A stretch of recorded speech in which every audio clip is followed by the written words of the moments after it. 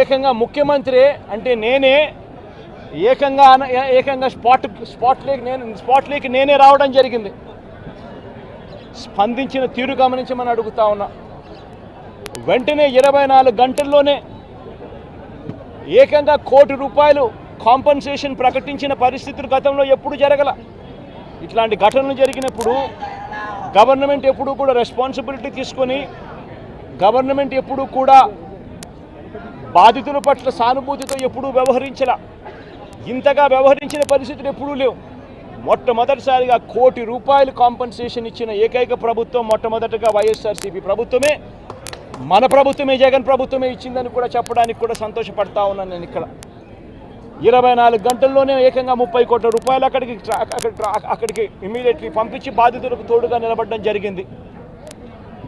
ఎవరైతే దెబ్బలు తగిలాయో, ఎవరైతే ఉన్నారో వాళ్ళని వెంటనే హాస్పిటల్లోకి చేర్పించడం, 3 రోజులు హాస్పిటల్లో ఉంటే ₹10 లక్షల మేర కాంపన్సేషన్ ఇవ్వడం, హాస్పిటల్లోకి జరిగిన మైనర్ ఇంజనీర్స్కి కూడా వెంటనే ₹3 లక్షలు ఇవ్వడం, హాస్పిటల్లోకి ఎవరు వచ్చినా కూడా చిన్న గాయాలతో వచ్చిన వాళ్ళకు కూడా ₹25,000 మేరకు వాళ్ళకు కూడా కాంపన్సేషన్ ఇచ్చి పంపించడం, ఏకంగా గ్రామాలకు కూడా 15,000 మంది 15,000 మంది నివాసం ఉంటా ఉన్న చుట్టుపక్కల ఉన్న 5 గ్రామాలకు సంబంధించి ప్రతి ఒక్కరికి కూడా మళ్ళీ ₹10,000 కూడా ఇచ్చి కూడా తోడుగా నిలబడిన పరిస్థితులు ఆ రోజుల్లో వైఎస్ఆర్ కాంగ్రెస్ పార్టీ ప్రభుత్వ హయాంలో జరిగాయి. నేను ఇక్కడ ఎందుకు చెప్తా ఉన్నాను అంటే, మనిషి ఒక ప్రభుత్వం అధికారంలో ఉన్నప్పుడు స్పందించే తీరు ఎలా ఉంటుంది అన్నది చాలా ఇంపార్టెంట్. ఈ ఘటనలో చంద్రబాబు నాయుడు గారు ఇక్కడికి వచ్చినప్పుడు ఆయన ప్రెస్ మీట్ చూసి ఆశ్చర్యపోయా. జగన్ హయాంలో జరిగే ఈ ఘటనలో అని చెప్పి చెప్తాడు, కానీ నేరాన్ని ఇక్కడ నుంచి డైవర్ట్ చేసే కార్యక్రమం చేస్తాడు. కానీ ఆశ్చర్యం ఏమిటంటే, చంద్రబాబు నాయుడు ఇంతకుముందు 2014 నుంచి 19 ఆయన ముఖ్యమంత్రిగా ఉన్నప్పుడు ఆయన హయాంలో జరగలేదా? ఈ ఘటనలు ఇటువంటివన్నీ ఎవరి హయాంలో అయినా కూడా జరుగుతాయి. కానీ జరిగినప్పుడు ఒక ప్రభుత్వం ఎలా స్పందిస్తూ ఉంది అన్నది మోస్ట్ ఇంపార్టెంట్ ఆస్పెక్ట్. ఒక ప్రభుత్వం అన్నది స్పందించేటప్పుడు ఎంపతి చూపించాలి, అంటే సానుభూతి చూపించాలి ప్రజల పట్ల, బాధితుల పట్ల. రెండోది ప్రభుత్వం చేయాల్సింది ఏమిటి అని అంటే రెస్పాన్సిబిలిటీ తీసుకోవాలి. ఈ రెండు కూడా ఆ రోజు వైఎస్ఆర్ కాంగ్రెస్ పార్టీ ప్రభుత్వం చేసింది.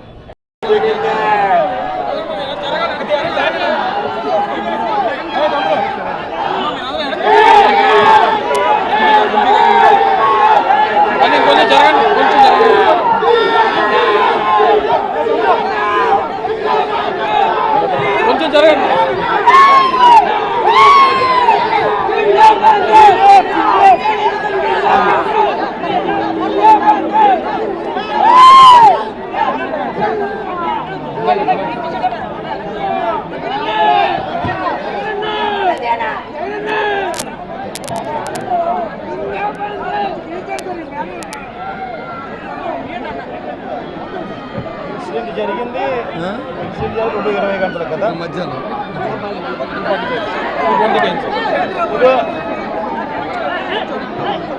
అచ్యుతాపురంలో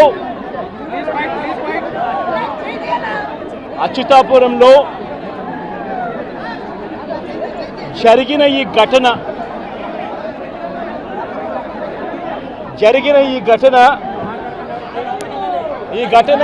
ఘటనలో ప్రభుత్వం వ్యవహరించిన తీరు, ప్రభుత్వం స్పందించిన తీరు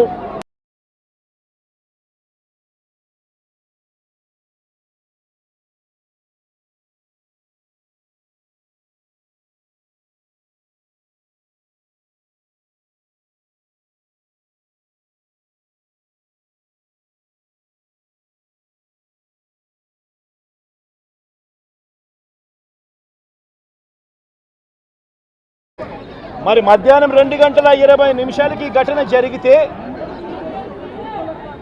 2 గంటల ప్రాంతంలో ఈ ఘటన జరిగితే, ఈ ఘటనకు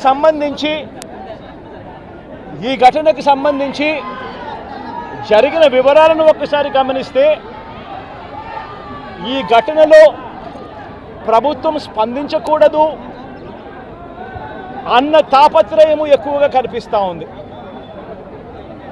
ప్రభుత్వం 17 మంది చనిపోతే, ఈ ప్రభుత్వం మొట్టమొదటిగా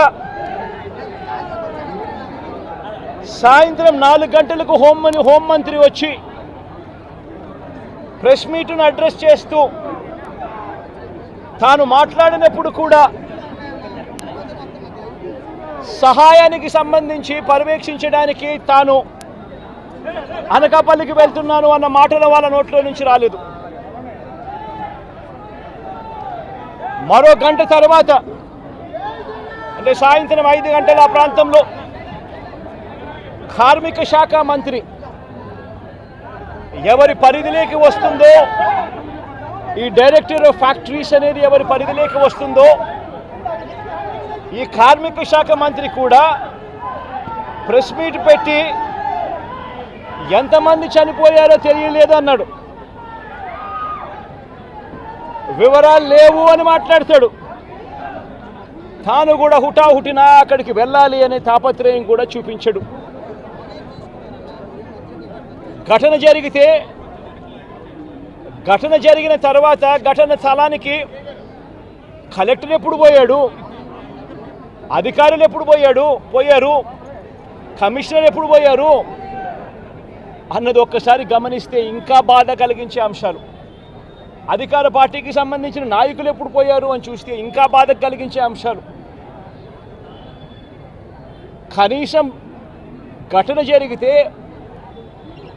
కనీసం అంబులెన్స్ను కూడా కనీసం మొబిలైజ్ చేసి ఆ ప్రాంతానికి తీసుకుని రాని పరిస్థితి. బాధితులు ఎవరైతే ఉన్నారో వాళ్ళందరినీ కూడా కంపెనీకి సంబంధించిన బస్సుల్లో తీసుకొస్తా ఉన్నారు, హాస్పిటల్లోకి తీసుకొని పోయే పరిస్థితి. నేను ఒకసారి తేడా గమనించమని అడుగుతా ఉన్నా. ఇలాంటి ఘటనే ఒకసారి మా ప్రభుత్వ హయాంలో కూడా జరిగింది. ఎల్జీ పాలిమర్స్ అనే ఘటన జరిగింది. కోవిడ్ మహమ్మారి ఉన్న సమయం అది. మేలో జరిగింది. మే 2020 ప్రాంతంలో జరిగింది. ఒకవైపున కోవిడ్ మహమ్మారి ఉన్నప్పటికీ కూడా ప్రభుత్వం ఎలా పలికింది, ఎలా స్పందించింది అని ఒక్కసారి కంపారిజన్ చేయాలి. ఆ ఘటన తెల్లవారుజామున రాత్రి 3:40 తెల్లవారుజామున 3:40కి ఆ ఘటన జరిగితే, తెల్లవారుజామున 3:40కి ఆ ఘటన జరిగింది. పట్టపగలు కాదు.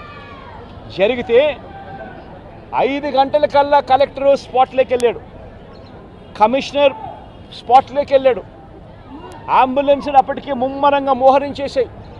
గవర్నమెంట్ అంబులెన్స్ అన్నీ కూడా తీసుకొచ్చాయి. ప్రతి బాధితునికి కూడా తోడుగా ఉండే కార్యక్రమం జరిగింది. 6 గంటలకల్లా వైఎస్ఆర్ కాంగ్రెస్ పార్టీకి సంబంధించిన సీనియర్ నాయకులందరూ కూడా స్పాట్ మీదకి వెళ్ళారు, తోడుగా ఉండే కార్యక్రమం చేశారు. అదే రోజు 11 గంటలకల్లా, మధ్యాహ్నం కూడా కాదు, మధ్యాహ్నం కాకమునిపే 11 గంటలకల్లా